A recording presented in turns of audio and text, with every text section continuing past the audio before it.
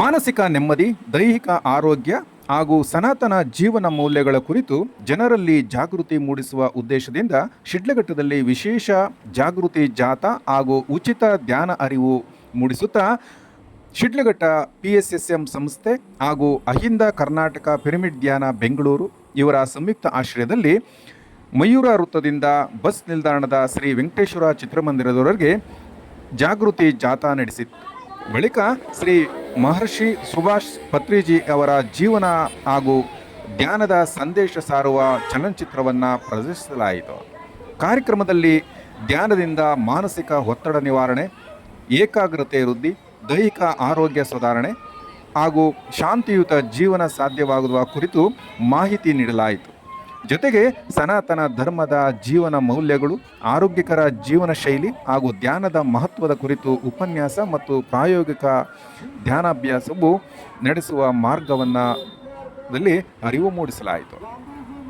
ಆಯೋಜಕರು ಸಾರ್ವಜನಿಕರ ಹೆಚ್ಚಿನ ಸಂಖ್ಯೆಯಲ್ಲಿ ಭಾಗವಹಿಸಿ ಧ್ಯಾನದ ಮೂಲಕ ಆರೋಗ್ಯಕರ ಹಾಗೂ ನೆಮ್ಮದಿಯ ಜೀವನದತ್ತ ಹೆಜ್ಜೆ ಇಡಬೇಕೆಂದು ಕರೆ ನೀಡಿದರು.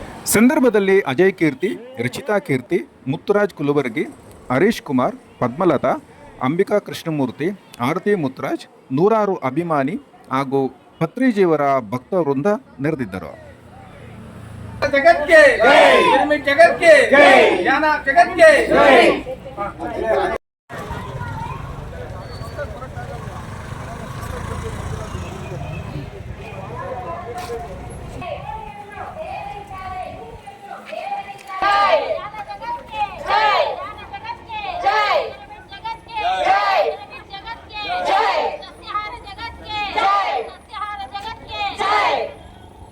ನಮ್ಮ ಹೊಟ್ಟೆ ನಮ್ಮ ಹೊಟ್ಟೆ ಕುರಿಯಲ್ಲಿ, ಕೋಳಿಯಲ್ಲಿ, ಮೀನಿನಲ್ಲಿ, ನಮ್ಮಲ್ಲಿ, ಸಕಲ ಪ್ರಾಣಿಗಳಲ್ಲಿ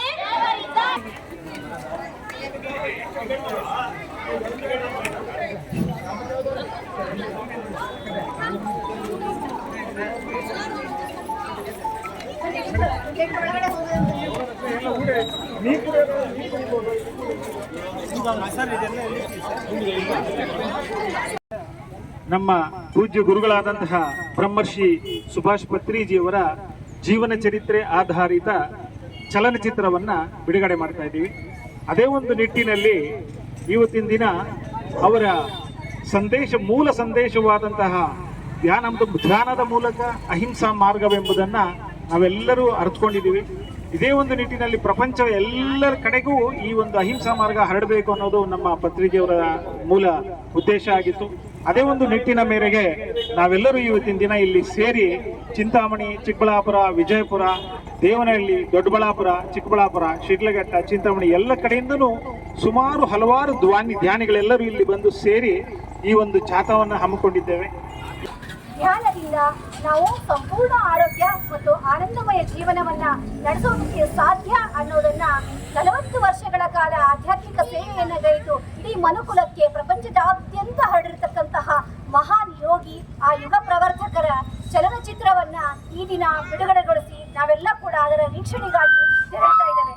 ಅದರ ಅಂಗವಾಗಿ ನಾವೆಲ್ಲರೂ ಕೂಡ ಅವರ ಒಂದು ಉದ್ದೇಶಗಳಲ್ಲಿ ಒಂದಾಗಿರ್ತಕ್ಕಂತಹ ಸಸ್ಯಾಹಾರ, ಅದಕ್ಕೋಸ್ಕರ ಸಸ್ಯಾಹಾರವನ್ನ ಎಲ್ಲರೂ ಕೂಡ ಸೇವಿಸಬೇಕು. ಅದೇ ನಮ್ಮ ಸಾತ್ವಿಕ ಆಹಾರ, ಅದು ಮನುಕುಲದ ಉದ್ಧಾರಕ್ಕಾಗಬೇಕಾಗಿರ್ತಕ್ಕಂಥ ಆಹಾರ. ಅದಕ್ಕೋಸ್ಕರ ಈ ಅದ್ಭುತವಾದಂತಹ ಶಾಂತಿಯುತವಾದಂತಹ ಸಸ್ಯಾಹಾರ ರ್ಯಾಲಿಯನ್ನ ನಮ್ಮ ಶಿಡ್ಲಘಟ್ಟದಲ್ಲಿ ನಾವು ಕೈಗೊಂಡಿದ್ದೇವೆ. ಈಗ ಪತ್ರಿಜಿಯವರ ಸಂದೇಶದ ಪ್ರಕಾರ ಯುವಜನತೆ ಜೀವನ ಶೈಲಿಯನ್ನು ಯಾವ ರೀತಿ ಬದಲಾಯಿಸಿಕೊಳ್ಬೇಕು ಅನ್ನೋ ಮಾಹಿತಿ ಒಂಚೂರು ಕೊಡ್ತೀರಾ? ಸನಾತನ ಸಂಸ್ಕೃತಿ ಅಂದ್ರೇನೆ ಧ್ಯಾನ. ಆ ಧ್ಯಾನದ ಮೂಲಕ ನಾವೆಲ್ಲರೂ ಕೂಡ ಆರೋಗ್ಯವಾಗಿ ಆನಂದಮಯವಾದಂತಹ ಜೀವನವನ್ನು ನಡೆಸಬೇಕು ಅನ್ನೋದು ಸನಾತನ ಧರ್ಮ ಆಗಿದೆ. ಆದ್ರೆ ಇಂದು ಭೌತಿಕ ಜೀವನಕ್ಕೆ ಸಾಕಷ್ಟು ಪ್ರಾಶಸ್ತ್ಯವನ್ನ ಕೊಟ್ಟು ಜನ ಏನಾಗ್ತಾ ಇದ್ದಾರೆ ಅಂತ ಹೇಳಿದ್ರೆ ದುಃಖ, ಹಿಂಸೆಯ ಮಾರ್ಗ ಇದೆಲ್ಲ ಅನುಭವಿಸ್ಕೊಂಡು ಮತ್ತೆ ಒಂದು ಖಿನ್ನತೆ ಇದರಲ್ಲಿ ಒಳಗಾಗಿ ತಮ್ಮ ಅನಾರೋಗ್ಯವನ್ನ ಪಡೆದುಕೊಂಡು ಮತ್ತೆ ಕುಟುಂಬದಲ್ಲಿ ಸಾಮರಸ್ಯವನ್ನ ಕಳೆದುಕೊಂಡು ಜೀವನವನ್ನ ನಡೆಸೋ ಹಾಗೆ ಆಗ್ತಾ ಇದೆ. ಅದಕ್ಕಾಗಿ ಎಲ್ಲರೂ ಕೂಡ ಆನಂದವಾಗಿ, ಆರೋಗ್ಯವಾಗಿ, ಶಾಂತಿಯುತವಾಗಿ, ಕೌಟುಂಬಿಕ ಸಾಮರಸ್ಯದಿಂದ ಬದುಕುವುದಕ್ಕೋಸ್ಕರ ಧ್ಯಾನ ಮೂಲ ಮಂತ್ರವಾಗಿ ಬೇಕೇ ಬೇಕು ಅನ್ನುವಂಥದ್ದು. ಧ್ಯಾನ ಮೂಲಂ ಇದಂ ಜಗತ್ ಅಂತಾನೆ ವೇದಗಳು ಹೇಳಿದೆ. ಅದಕ್ಕಾಗಿ ಪತ್ರಿಜಿಯವರು ಈ ಧ್ಯೇಯವನ್ನ ಇಟ್ಕೊಂಡೇನೆ ಪ್ರತಿಯೊಬ್ಬರು ಕೂಡ ಧ್ಯಾನ ಮಾಡಬೇಕು.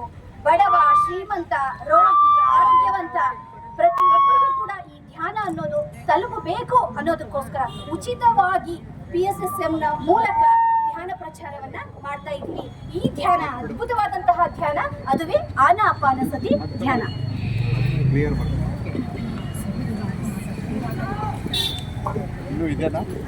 ನಮ್ಮ ಇರ್ರೆಸ್ಪಾನ್ಸಿಬಿಲಿಟಿ ಯಾಕೆ ಆಗ್ತಿದೆ ಅಂದರೆ ಅವರ ಆಹಾರ ಸೇವನೆಗಳು, ಅವರ ಒಂದು ದಿನನಿತ್ಯ ಚರ್ಯಗಳು ಯೋಚನಾಲಹರಿ ಮತ್ತು ಸ್ಟ್ರೆಸ್ ಲೆವೆಲ್ಸ್ ಜಾಸ್ತಿ ಆಗಿರೋದ್ರಿಂದ. ಸೊ ಈ ಒಂದು ಅಜ್ಞಾನದಿಂದ ಇವತ್ತೇ ಹೊರಗಡೆ ಬರಬೇಕು ಅಂದರೆ ಧ್ಯಾನ ಅನ್ನೋದು ತುಂಬ ಮುಖ್ಯವಾಗತ್ತೆ. ಯಾರು ಧ್ಯಾನವನ್ನು ಮಾಡ್ತಾರೋ ಆ ಮಕ್ಕಳಲ್ಲಿ ಅವರಲ್ಲಿ ಪ್ರತಿಭೆ ಒಳಗೆ ಹೊರಗೆ ಬರುತ್ತೆ. ಆ ಪ್ರತಿಭೆಯಿಂದ ನಮ್ಮ ಮಕ್ಕಳ ಈ ಹೇಳ್ತಾರೆ ಯುವ ಪೀಳಿ ಅಂದರೆ ನೆಕ್ಸ್ಟು ಜನರೇಷನ್ ನಮ್ಮ ಮುಂದಿನ ಪ್ರಜೆಗಳಾಗ್ತಾರೆ. ಆ ಮುಂದಿನ ಪ್ರಜೆಗಳೇ ಯುವಕರು. ಎಲ್ಲ ಯುವಕರು ಕೂಡ ಧ್ಯಾನ ಮಾಡಿ ಸಸ್ಯಾಹಾರಿಗಳಾಗಿದ್ರೆ ಖಂಡಿತವಾಗೂ ಇದು ಸ್ವರ್ಗ ಸೃಷ್ಟಿ ಆಗುತ್ತೆ, ಭೂಲೋಕವೆಲ್ಲೂ ಸ್ವರ್ಗ ಸೃಷ್ಟಿ ಆಗುತ್ತೆ. ನಾವು ಎಲ್ಲರೂ ಕೂಡ ಇಲ್ಲಿ ಸುಖವಾಗಿ ಸುಖಮಯವಾಗಿ ಆನಂದವಾಗಿ ಜೀವನ ಮಾಡ್ಬೋದು.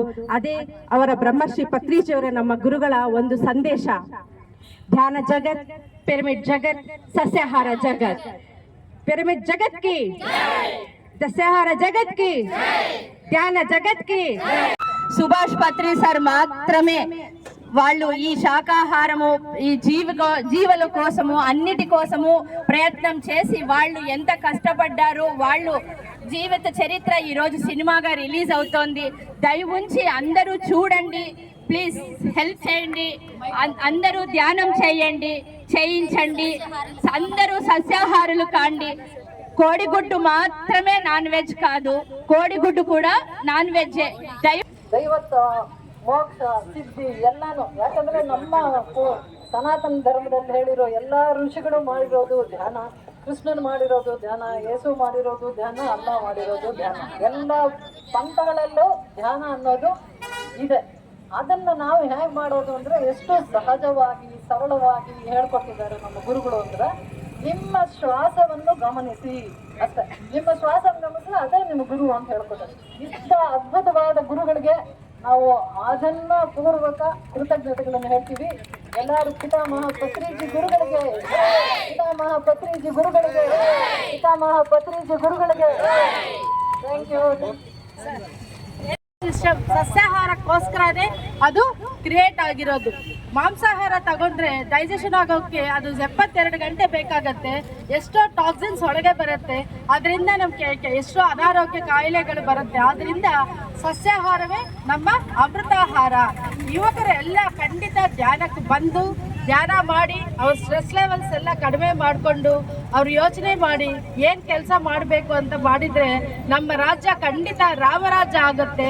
ಆ ರಾಮ ಯಾವ ರೀತಿ ಪಾಲನೆ ಮಾಡಿದ್ದಾರೋ ಆ ರೀತಿ ನಮ್ಮ ರಾಜ್ಯವು ಆನಂದದಿಂದ ಹಾಯಾಗಿರೋಕ್ಕೆ ಸಾಧ್ಯತೆ ಇದೆ. ಇದು ಮುಖ್ಯವಾದ ಸಂದೇಶ ಪತ್ರಿಜಿಯಿಂದ. ನಿಮ್ಗೆ ಆ ಮಕ್ಕಳಿಗೆಲ್ಲ ಏನು ಬೇಕೋ ಅದು ನೆರವೇರಿಸ್ಕೊಳ್ಳೋಕ್ಕೆ ಆಗತ್ತೆ. ಅದಕ್ಕೆ ಅವ್ರು 3 ಕಾನ್ಸೆಪ್ಟ್ ಕೊಟ್ಟಿರೋದು. ಧ್ಯಾನ ಮಾಡಿ, ಸ್ವಾಧ್ಯಾಯ ಮಾಡಿ, ಸಜ್ಜನ ಸಾಂಗತ್ಯ ಮಾಡಿ, ಶಾಕಾಹಾರ ಜಗತ್, ಪ್ರಾಣ ಪಿರಮಿಡ್ ಜಗತ್ ಮಾಡಿ ಅವರೆಲ್ಲರೂ ಧ್ಯಾನ ಮಾಡಿ ಎಲ್ಲರೂ ಹಾಯಾಗಿರಬೇಕು ಅನ್ನೋದೇ ಪತ್ರಿಜಿ ಅವರ ದಿವ್ಯ ಸಂದೇಶ. Thank you.